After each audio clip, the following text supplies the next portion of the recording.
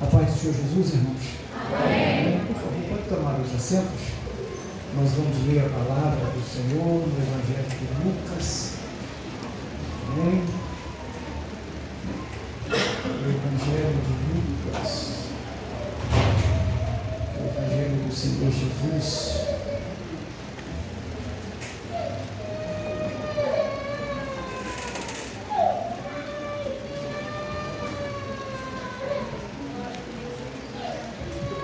Capítulo de número 3, verso de número 21.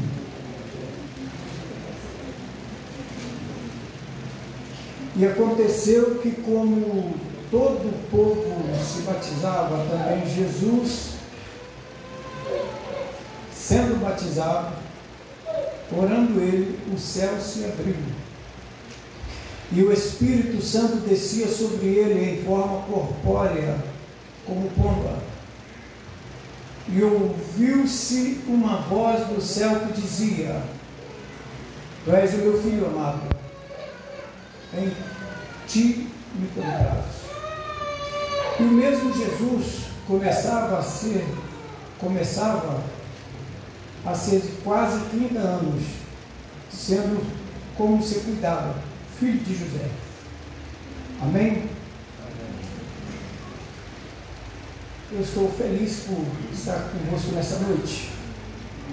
Nós, na semana passada, havíamos comentado com os irmãos, se o pastor aceitasse, nós estaríamos aqui hoje, guardamos, e ele nos permitiu compartilhar convosco esse culto abençoado, as bênçãos que Deus derrama para todos que adentraram a essa noite, a esta casa de oração e adoração ao nome do Senhor.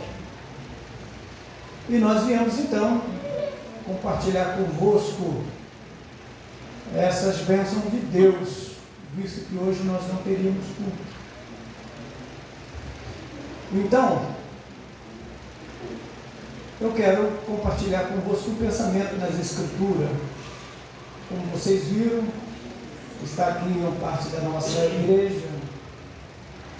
Aqui é o pastor Luiz, presbítero irmão Renato de Souza, meu irmão do coração, a irmã Fátima, minha irmã do coração, a minha irmã Leia, minha esposa, minhas filhas, meus genros, esses dois sortudos, estão aí casados com as minhas filhas, são meus sortudos aí.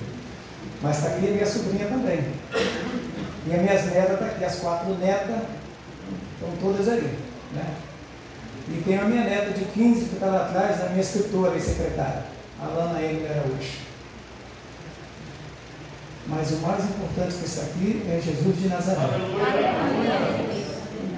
E se Jesus está aqui, é porque algo de muito especial pode acontecer na tua vida nesta noite. Se porventura nesta noite o Senhor Jesus, que está presente aqui nesta noite, Ele quiser fazer algo muito especial e procurar alguém, Ele vai encontrar você. Você vai ser aquela pessoa que adentrou aqui nesta noite para receber algo muito especial da parte de Deus. Porque Deus sempre está fazendo coisas especiais, coisas espetaculares, coisas boas, coisas maravilhosas. E às vezes dá aquele dia que a gente sai de casa, levanta cedo e diz: Senhor, podia acontecer isso ou aquilo e tal, e a gente vai indo no trabalho, em casa, dali e daqui, e a gente às vezes até esquece daquilo que pensou ou falou de manhã cedo. E quando chega a tarde, o Senhor nos surpreende. Não é verdade? O Senhor pode surpreender você essa noite. O Senhor pode te surpreender nessa noite. Aleluia. Então, o Senhor muitas vezes me surpreendeu. Tem um casal aqui que eu não sei o nome, porque eu sei o nome de pouca gente. Viu? Eu sei o nome de pouca gente. Mas esse senhor que está aqui na frente, aqui, o simpático senhor com o cabelo grisalho, nem tem cabelo grisalho assim, tudo bacana. E a sua esposa está lá. Eu não lembro o nome de vocês. É Tomato. Tomato dela. Além das suas esquecidas, eu escuto pouco. Eles passaram na minha oficina um dia para arrumar o carro deles. E eu não perco a oportunidade de falar de Jesus para ninguém. Aliás, não é bom você passar muito desconcertado perto de mim lá, porque tem dia que o Senhor fala comigo. Eu saio lá olhando para o oração, porque eu só lá um desviado ali, vai lá. E eu tenho que ser obediente, eu vou lá e falo, Deus me manda isso. E esse casal passou lá um dia e eu falei muitas coisas dele. Passados alguns meses, eles pararam lá em pezinha, a senhora parou lá na porta da oficina e eu olhei lá e falei, eu acho que a solda que eu fiz caiu e eles passaram para ele. E aquele dia eu digo, Deus, eu falei do teu amor para tanta gente, para tantas pessoas, e eu não estou vendo ninguém convertido não, Senhor. Como vai ficar essa história aí? Estou gastando na saliva, falo, e cadê a alma salva? Aí ela parou lá e disse para mim assim, olha, aquele dia eu passei aqui, eu ainda era católico. Hoje eu estou passando, e já faz um mês que eu estou lá em Tronqueira, na igreja, servindo a Deus, não perco um culto. Aí parece que eu ouvi Deus falando para mim assim, está vendo, seu apressado, o que é que você não espera? Então Deus te surpreende quando você não espera. Às vezes você não precisa falar muito, às vezes você pensa, e Deus conhece os nossos pensamentos. Eu gosto muito da palavra lá em Hebreus, ou da Bíblia na verdade, eu gosto muito como se a Bíblia resumisse num só verso. Mas lá em Hebreus está escrito que a palavra do Senhor, ela é viva e eficaz, mais penetrante do que qualquer espada de dois gumes, e penetra entre juntas e medulas, e vai até a divisão da alma e do espírito, e ele é apta para discernir pensamentos e a intenção do coração.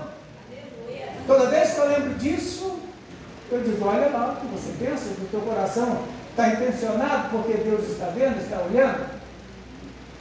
Então, quando nós pensamos, desejamos no nosso coração, muitas dessas coisas Deus considera.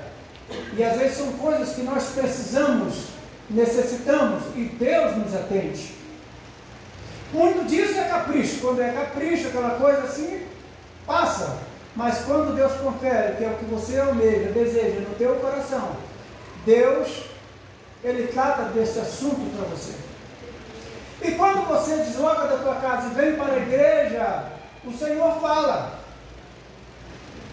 Interessante que nessa quantidade de pessoas que aqui está, o Senhor fala para um, no meio de tantos, e para todo mundo, mas aquele que está esperando a palavra sabe, Deus falou comigo, e ele vai para a sua casa confortado, vai em paz, porque Deus falou com ele, ele sabe que é Deus.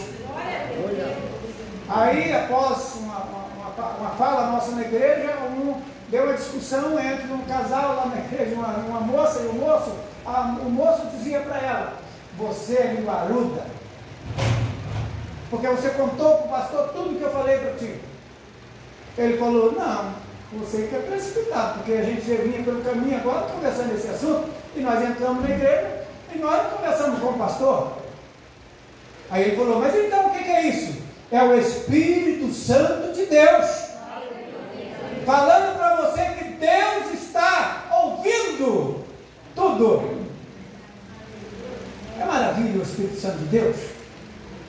Como pode um cristão convertido ainda não desejar ser cheio do Espírito Santo de Deus? Nós encontramos aqui, tanto no Evangelho de Mateus, quanto o Evangelho de Marcos, quanto o Evangelho de Lucas, o título sobre o batismo de Jesus, mas o que antecede esta escrita é que João Batista foi aquele que veio antes de Jesus para preparar o caminho. E João fala assim, olha, vem um aí, está vindo um aí, eu não sou digno de desatar as correias da sua sandália, eu não sou digno de desatar o cardaço. Vamos falar aqui na nossa linguagem, estou vendo que se botou um cardaço ali, está mais fácil, não dá nem para mim soltar o cardaço do sapato do 42 dele, não dá. Então, aí alguém pensou, mas esse é importante. Aí João fala um negócio assim, disse assim, eu não o conheço, mas ele está aí no meio de vocês. Eu estou ouvindo os textos lá, você vai ver isso aí escrito aí. Eu não conheço, mas ele está aí no meio de vocês. E o que a palavra que João Batista falou vale até hoje. Ele está aqui no meio de nós. Daí segue, e João fala, olha, e aí viu Jesus passando, e João viu o Espírito Santo descer sobre Jesus em forma corpórea de uma pomba, o céu abriu, desceu, e ele disse, ó, e o sinal é esse, aquele que o Espírito Santo desceu sobre ele é o Filho de Deus, é esse lá, ele está passando aí, ó. Eu vos batizo com água, mas ele que está vindo aí, já está aqui, ele vos batizará com o Espírito Santo e com...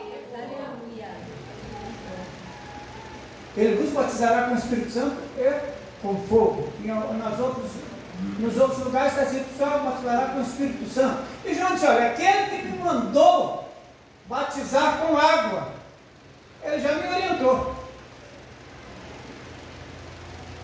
Então João mostra que Jesus é o batizador com o Espírito Santo. O ministério de João estava por terminar e iniciar-se uma outra dispensação em que Jesus, o Filho de Deus, completando seus 30 anos, iria iniciar publicamente o seu ministério. E João revela que o poder do Espírito Santo estava sobre ele e que ele era aquele que batizaria com o Espírito Santo e com fogo. Quando você lê Lucas capítulo 10, verso 19, Jesus envia 70 discípulos, se essa memória minha aqui não falhar, você pode conferir aí, e a tempo pode me ajudar. Jesus envia esses discípulos para fazer a obra, e Jesus falou, eis que eu vos dou poder, mas eles não foram batizados com o Espírito Santo, mas Jesus lhes deu poder, porque não poderiam sair aqueles homens, apesar de eles ter instrução, apesar de eles saberem exatamente o que tinha que fazer, mas eles não poderiam fazer aquilo que eles sabiam que precisava fazer, sem o poder do Espírito Santo. Guarda comigo as palavras do saudoso pastor Delfino Brunelli, de Adorno do Senhor, foi pastor da Assembleia de Deus, Casa Verde, em São Paulo. Ele, numa reunião de obreiros, ministrava para nós, ele dizia, aquele lavrador que trabalha de enxada produz pouco, mas aquele lavrador que trabalha com trator, esse produz muito. O homem que tenta evangelizar sem o Espírito Santo, pouco ele consegue avançar, mas o homem cheio do Espírito Santo é comparado ao lavrador que trabalha com trator, ele produz muito.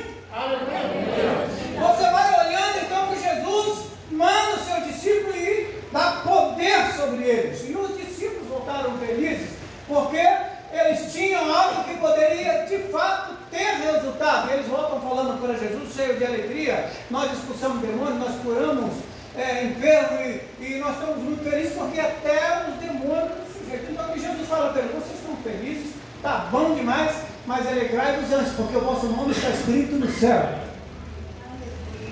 Seu nome está escrito no céu? Amém? E seu nome está escrito no céu, você dá um glória a Deus tão quietinho assim. Porque eu vou te falar para você, eu estou cansado desse mundão aqui. O meu negócio aí para o céu. Se o meu nome está escrito no céu, eu vou ficar muito feliz. Aleluia! O meu nome está escrito no céu. Aleluia! Mas eu não vou para o céu voando, não vai criar uma árvore grande aqui, eu vou para o céu voando. A Bíblia diz que nós temos uma garantia, um penhor, uma garantia de que o Espírito Santo de Deus, ele é que vai conduzir a igreja do encontro ao noivo. Mas vamos nos ater nesse assunto aqui. O fato é que os discípulos ainda receberam poder, fizeram aquela obra, porém ainda não tinham em si, não eram em si revertido.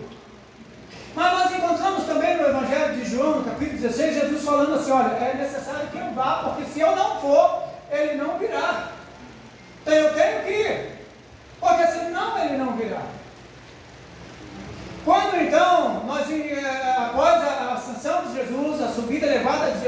céu, o Senhor Jesus vai e os discípulos ficaram olhando assim, Cristo, aborrecido, e eu também ficaria. Afinal de contas, Jesus coloca ele faz ali um grupo de alunos e ensina na prática a eles ali a ciência de multiplicar o pão. A primeira é dar graça e orar a Deus que o pão multiplica. Viu?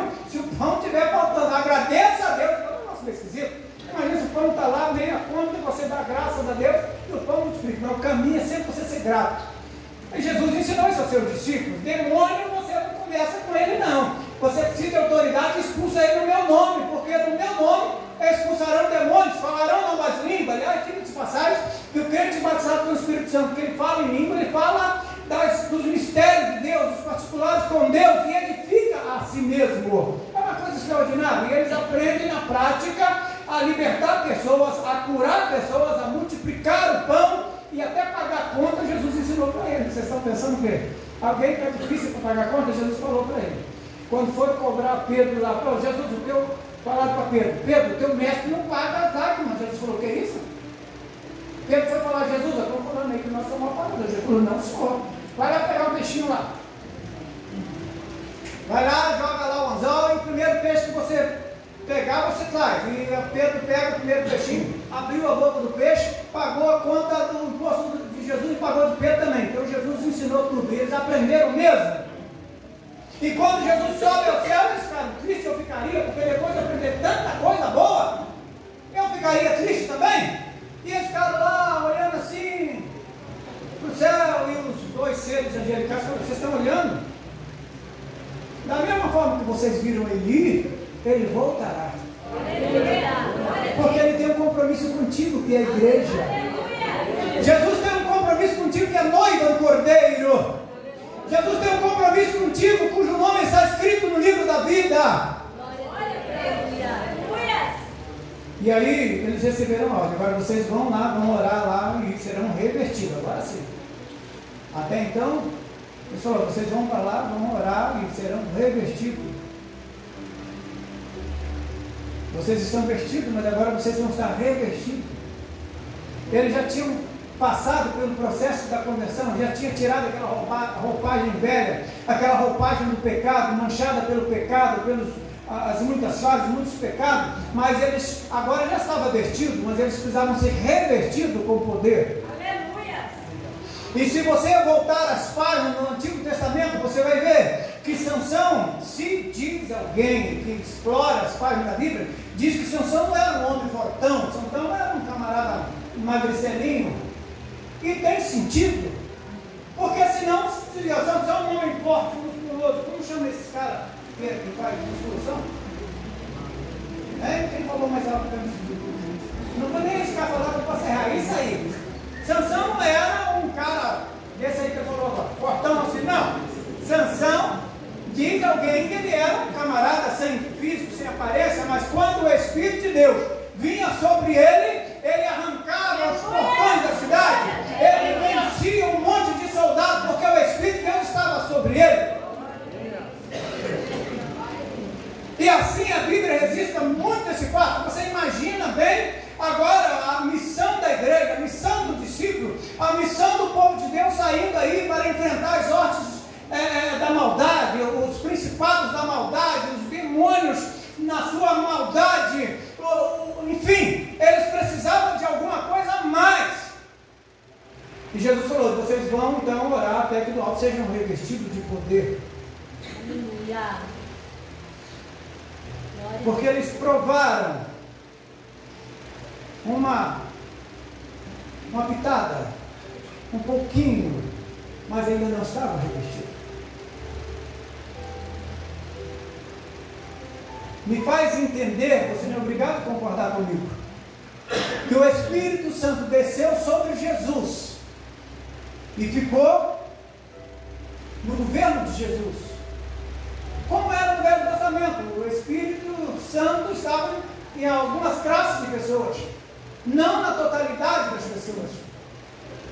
Mas quando Jesus vai ao céu, o Espírito Santo vem, estava próximo de cumprir a profecia descrita no livro de Joel. e do meu Espírito derramarei sobre toda a carne. Terão visões, profetizarão, terão sonhos. Aleluia. Terão visões, profetizarão, terão sonhos. Aleluia.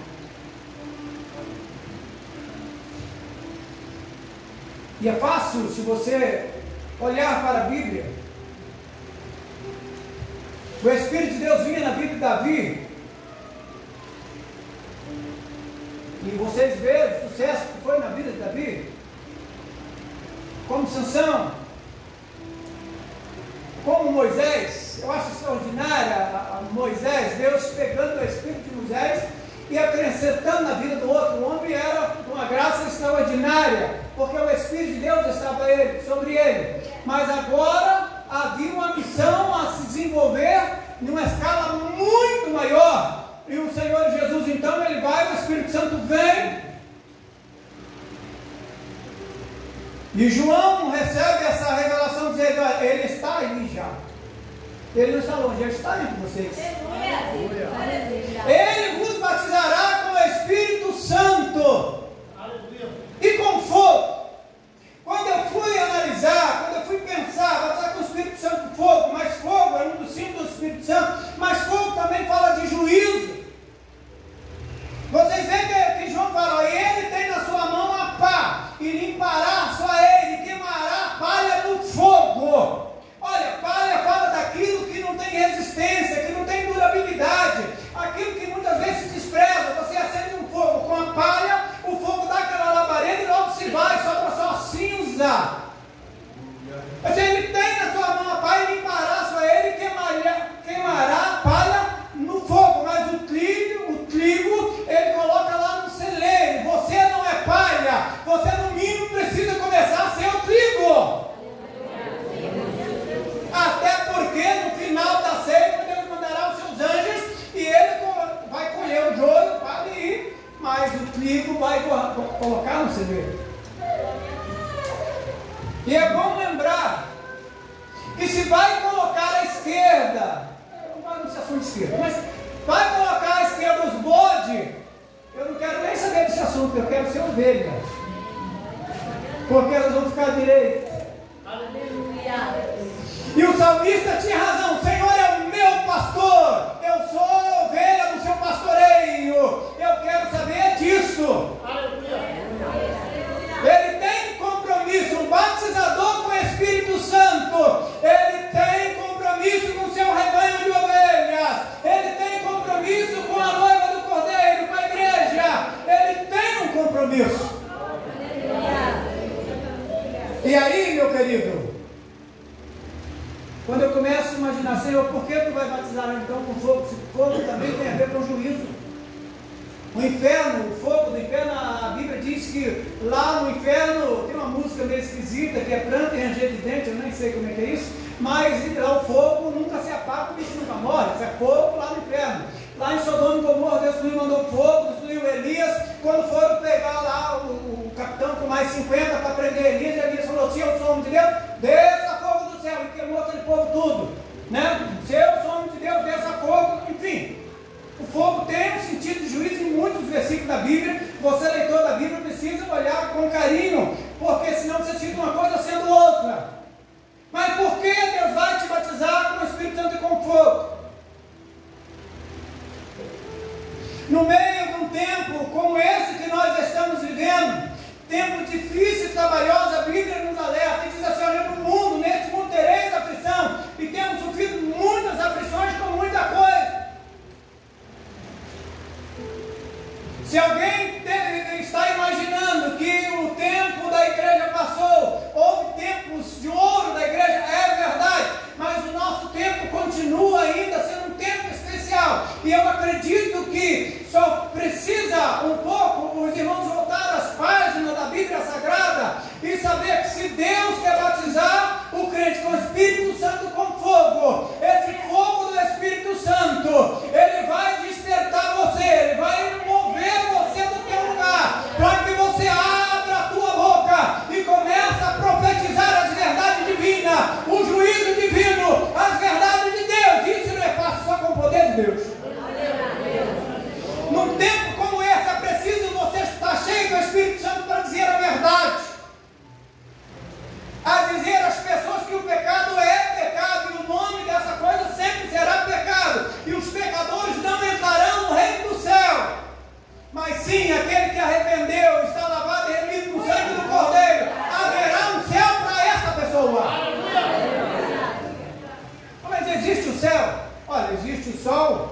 que aquece, existe a lua que esfria, existe a noite, existe o dia, existe o inferno, existe o céu, é para lá que eu quero ir. O fogo do Espírito Santo, muitas vezes, toma um homem, uma mulher que tem a tua vida santificada, que queira e quer viver a tua vida dedicada ao Senhor. Ele fala sempre aquilo que Deus manda ele falar e não o que ele tem desejo de falar, é diferente. Muitas pessoas não gostam do crente porque o crente às vezes ele fala uma verdade e muitas vezes isso arranha as convicções das pessoas. Mas eu quero dizer, nós não falamos o que queremos, somos servos, somos instrumento, estamos sob a ordem de um que é maior do que nós e somos dominados por um que pode verdadeiramente nos dominar. O nome dele é Jesus de Nazaré. Estamos a serviço do Deus eterno, movido pelo seu Espírito Santo, e quando abrimos a nossa boca, Deus fala através dela.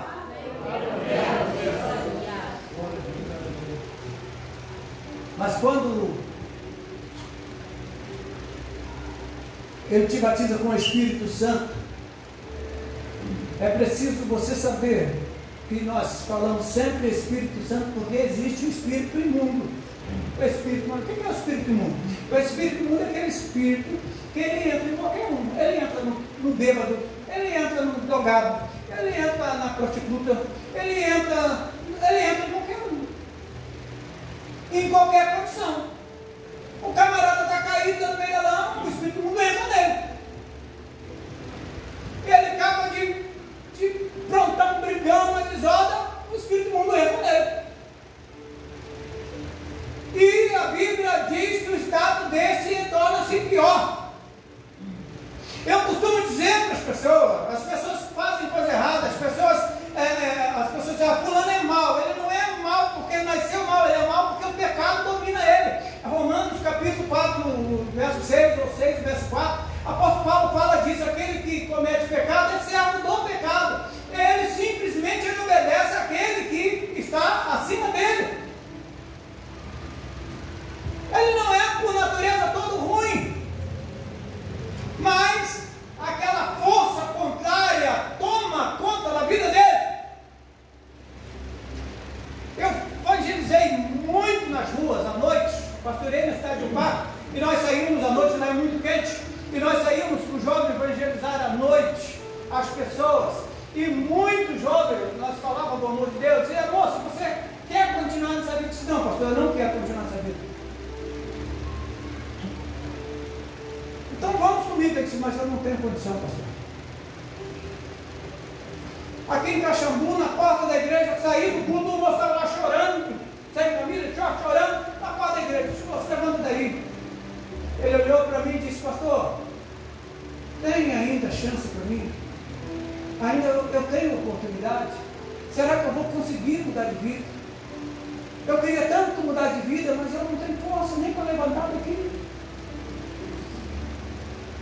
Alguém diz, não, ele está falando mentira. Não, é verdade. Quem quer viver uma miséria dessa? Quem quer viver uma desgraça dessa?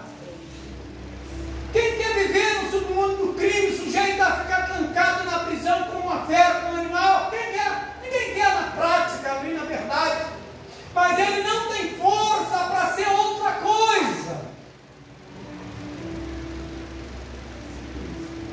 Mas quando este homem, quando esta mulher encontra-se com Jesus, com o coração arrependido, com o espírito humilhado, e se rende aos pés de Jesus, o Senhor Jesus levanta ele, e ele é somente um vaso vazio, um vaso sujo, um vaso sem força, mas Jesus faz uma limpeza na vida dele através da palavra, ergue ele, e o vaso em si não vale nada, mas o conteúdo do vaso faz o vaso ser apreciado. Uma pessoa cheia do Espírito Santo tem valor. Aleluia.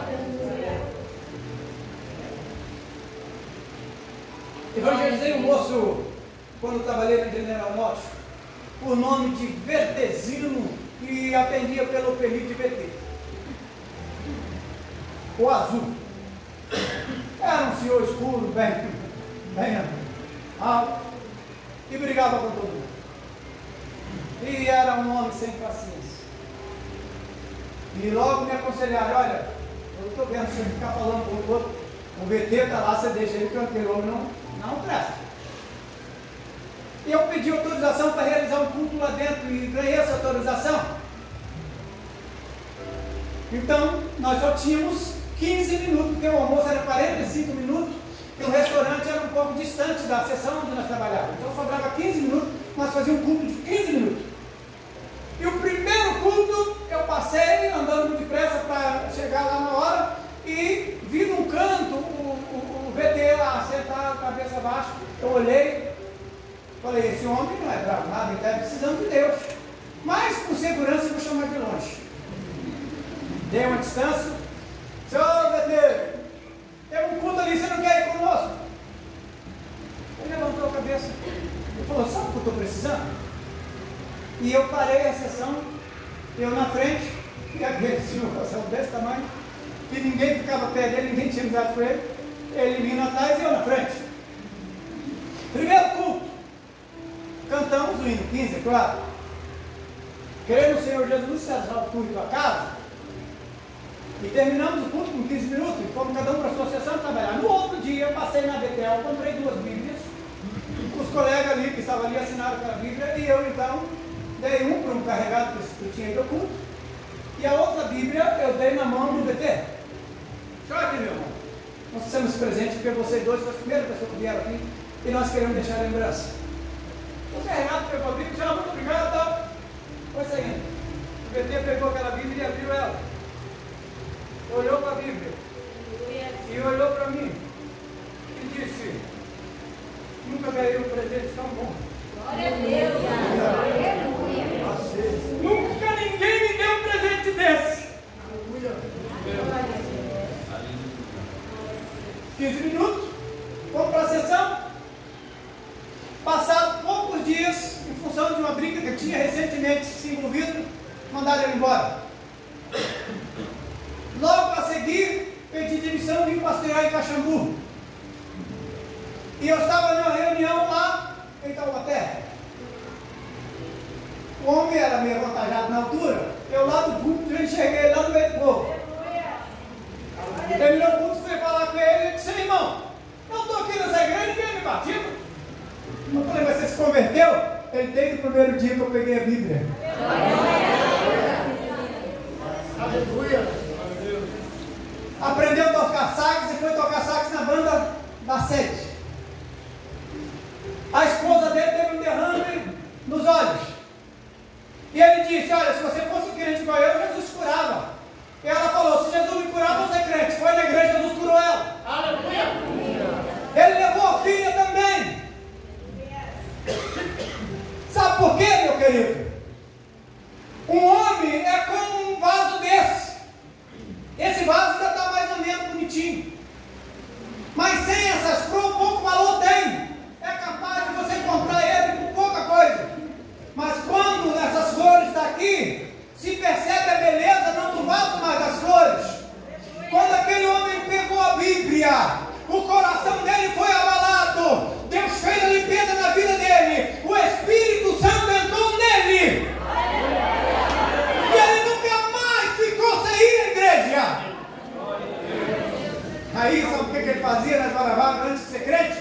Tocava bandolim no boteco. Ia para a porta do boteco tocar bandolim cavaquinho. E fazer bagunça. Depois que ele aceitou Jesus, ele falou: meu irmão, eu não quero outra coisa senão Jesus. Glória a Deus, aleluia. Talvez a tua vida é a mesma coisa, porque você é um vaso. Você é uma casa de morada. É uma casa de morada vazia. É um vaso vazio. Ainda que passe uma pinturinha ali, melhora um pouco, mas ainda é vazio. E vazio como tal, às vezes pela madrugada você é despertado. E o vazio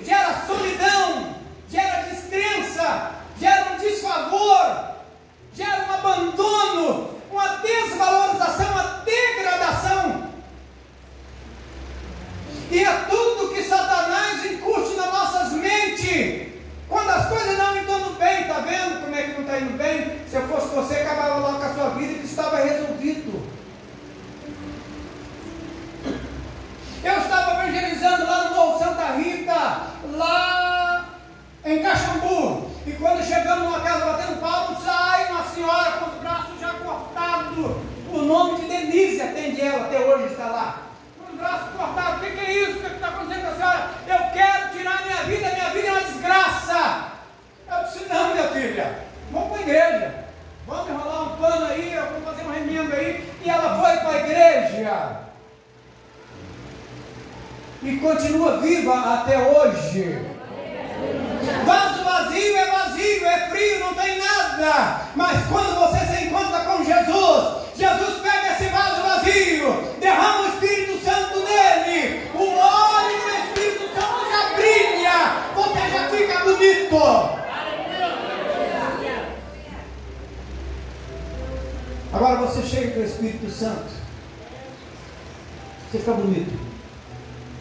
Por que eu falo, cara, que eu sou um moreno capixaba bonito? Eu olho no espelho. Mas é a sensação que o Espírito Santo me traz, que eu sou filho do rei. Não sou qualquer um, não. Sou filho do rei. Aleluia. Quando eu olho para a Bíblia Sagrada, ela diz que eu sou ministro do Evangelho por nosso Senhor Jesus Cristo. Fui conversar com o juiz em Caxambu. Conversar com o juiz. O senhor pode fazer? Eu disse, não, sou juiz. O senhor me desculpa, eu tenho liberdade, não posso fazer não. O senhor é juiz, eu sou ministro do Evangelho do Senhor Jesus. Temos regras também. Quem que fez isso? Foi Jesus. Então o que acontece? Quando os discípulos fizeram a missão, estava todo animado, mas ainda eles não eram revertidos. E Jesus veio para batizar com o Espírito Santo e com fogo. Olha para a vida de Pedro. Eu sinto muito a vida de Pedro, porque Pedro parece que identifica muito com a natureza de algum de nós aí. Pedro era aquele homem, pensa no homem atrapalhado. Pensa no homem atrapalhado. Jesus falou, Pedro, Satanás quis ele andar contigo, rapaz. Eu roguei o Pai, porque senão não vai. Pedro olhou e falou, Senhor, pode esse povo tudo te abandonar. Eu não. Pedrão aqui, ó, tá um firme. Quando dá lá no Gólgota, Pedro arranca da espada e lava a orelha do soldado embora. O único que queria cortar o pescoço, mas só acertou a orelha. Pedro não era fácil não. Mas depois do dia do Pentecoste, o Espírito Santo entrou na vida de Pedro. Tanto ele tinha um fogo para proclamar o juízo, como ele tinha o Espírito Santo para chamar o povo para mudar de vida na pessoa de Jesus. O primeiro sermão de Pedro rendeu quase 3.000 almas. Sozinho você não faz nada, sozinho eu não faço nada, mas movido pelo poder do Espírito Santo de Deus, as coisas começam a mudar. E aí, meu querido, nós não podemos abrir mão do Espírito Santo de Deus. Eu não posso ser uma casa vazia.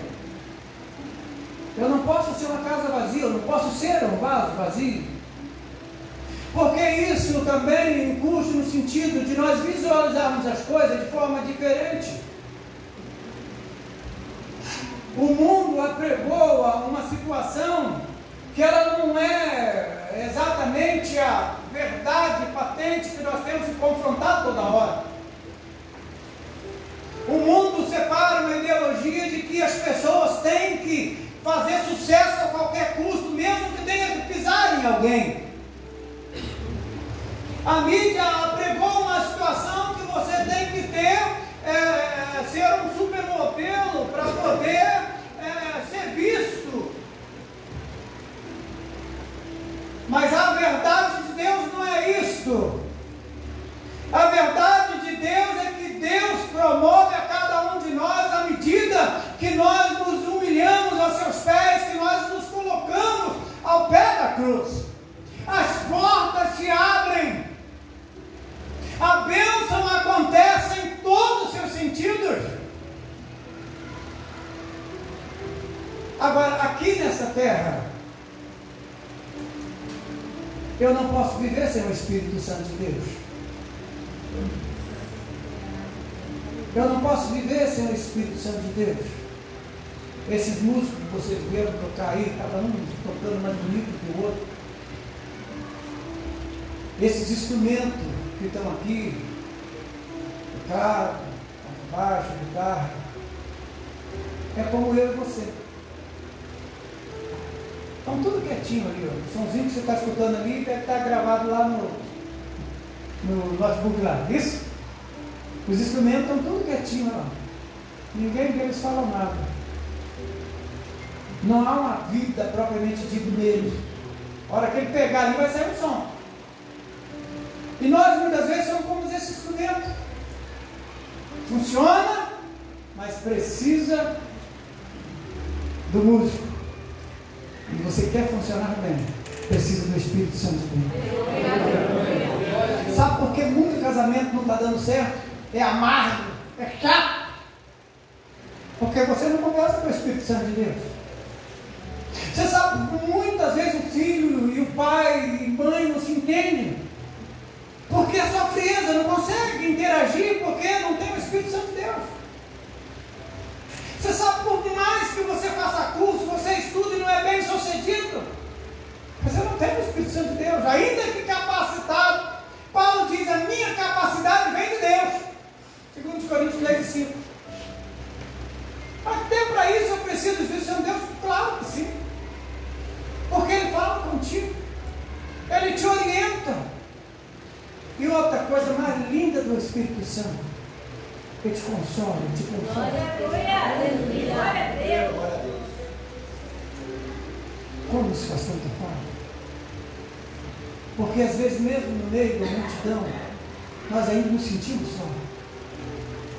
Mesmo tanta gente falando perto de nós, nós precisamos ouvir uma outra voz que enche o nosso coração, que satisfaça o nosso psique.